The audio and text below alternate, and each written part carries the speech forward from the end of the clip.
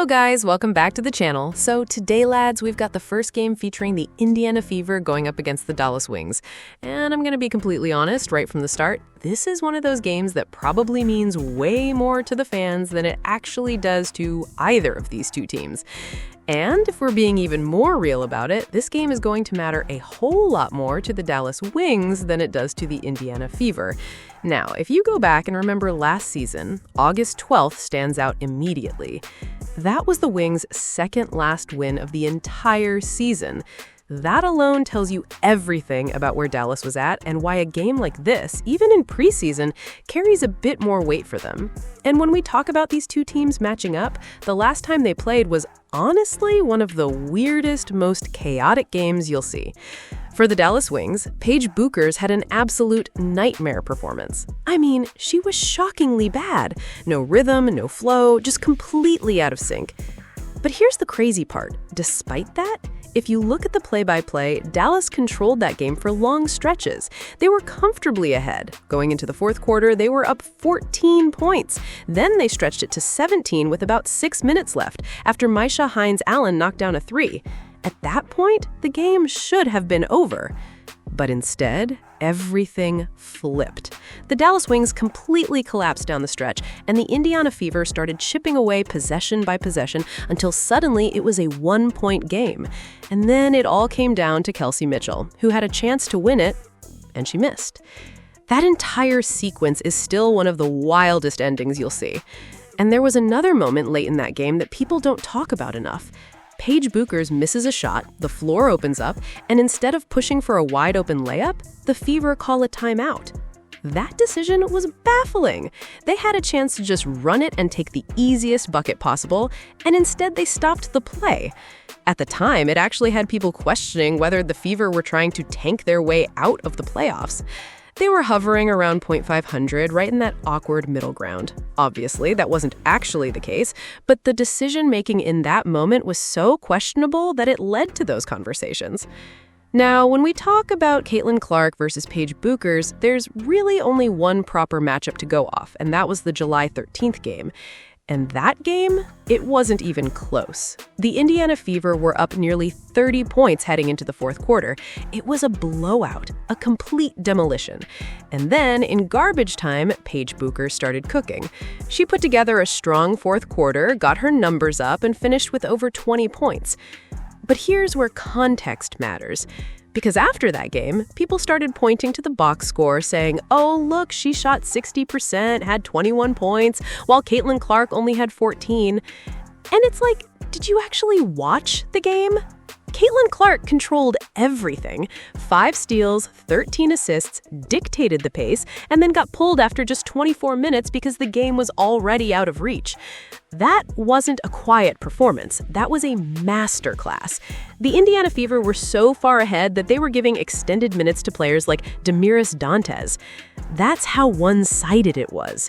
You had Kelsey Mitchell sprinting the floor, Natasha Howard finishing easy looks, and Caitlin Clark orchestrating the entire offense. It was complete control from start to finish. Now, bringing it forward to this matchup, I don't think we're going to see anything close to that level of intensity, especially from the Indiana Fever.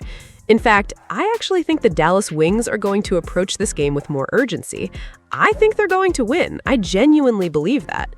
Meanwhile, the Fever? I'm not convinced they're going to treat this like anything more than a preseason runout. And part of that comes down to availability. The Fever are missing Aaliyah Boston. That's a huge absence. On the other side, the Wings are dealing with their own issues. Awak Kuyer is out, and Arike Ogunbowale is also missing. So both teams are far from full strength. Because of that, the starting lineups could look a little unusual. For Dallas, you could see Paige Bueckers, Azzi Fudd, and Maddie Siegrist all starting. And honestly, they might even throw Grace Berger into that lineup again. We've seen Grace Berger start in previous matchups, and while her stat line might not jump off the page, she does a bit of everything. She brings balance, even if it doesn't always show up in big numbers. So yeah, the Wings rotations are going to be interesting to watch, especially in terms of how many minutes Paige Bueckers actually plays. Because on the other side, I really don't expect the Fever to give Caitlin Clark heavy minutes at all. They're already missing Aaliyah Boston, Lexi Hull, and possibly Tyasha Harris. And then you've got Justine Passat, who wasn't at practice, so there's a chance she's unavailable as well, maybe dealing with off-court commitments like finishing her degree. So this could easily turn into one of those games where Indiana is just not prioritizing the result. Do I expect them to run structured offensive sets? No. Do I expect disciplined, locked-in defense? No. Do I expect their starters to play extended minutes? Also no. This feels like a game where they're experimenting, rotating, and just getting through it. But for the Dallas Wings, this is a bit different. This is one of their first real opportunities to establish rhythm, to see how combinations work, and to get some confidence going. Yes, they've got another preseason matchup against the Las Vegas Aces, but I actually think they might take this game more seriously, at least early on. We've already seen something similar from the Atlanta Dream recently. They came out in the first quarter with real intensity, treated it seriously, and then gradually eased off as the game went on. I think we could see that same pattern here. The Fever might come out focused for the first quarter, maybe even the first 8 minutes, but beyond that, I don't see them maintaining that level of engagement. This isn't Game 4 of the finals. This is preseason basketball. So if you're expecting full intensity from Indiana for 4 quarters, you're probably going to be disappointed. But with all of that said, this is still a really fun matchup, because at the end of the day, we get Caitlin Clark versus Paige Bueckers. That alone is enough to tune in. And beyond the stars, this is also a great chance to see some of the younger players get meaningful minutes. I'd love to see Raven Johnson get a real run. That's someone I'm personally interested in watching. And while it would have been great to see Justine Passat out there, that doesn't look likely for this game. Still, there are plenty of players across both rosters where you just want to see what they can do when given the opportunity. That's what preseason is about. So yeah, overall, this one should be interesting, not necessarily because of the result, but because of what we can learn from it. Anyway, let me know what you think. And don't forget to like and subscribe. Before we take questions, Paige just wanted to address you guys. Well, first of all, missed you guys. Genuinely hope everyone had a great offseason.